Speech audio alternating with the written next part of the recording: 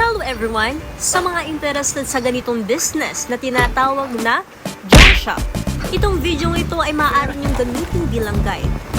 Ang ating pag-uusapan ngayon ay patungkol sa PET. That day ay nag-ayos kami ng plastic bottles or tinatawag namin PET. Sa parang ito ay inaalisan namin ang label ng PET, saka inihiwalay namin dito ang taklob dahil ang mga taklob ay nabibilang sa presyong monoblock. Medyo matrabaho ito, kaya kinakailangan ng ilang araw para mapuno namin ng truck.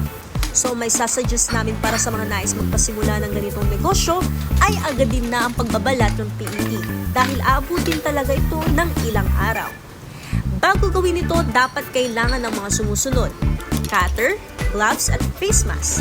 Syempre kasama rin dito ang mga sako ng paglalagyan ng PET at taklob. So ang paraan na ginagawa namin sa pag-prepare ng PET para ma-deliver namin ay number 1, linisin ang PET. Dito ay inaalisan namin ang balat o label na nakadikit sa PET. Inaalis din dito ang taklob at inilalagay sa sako. Number 2, nilalagay sa sako o mga linis na PET.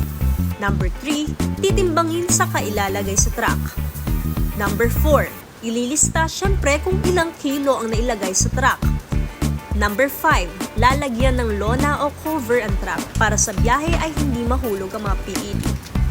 Kung nagpapasimula pa naman tayo at wala pa tayong truck, magpa-pick up na lang po tayo sa susulungan natin. Basta i-prepare na lang natin ang mga PET.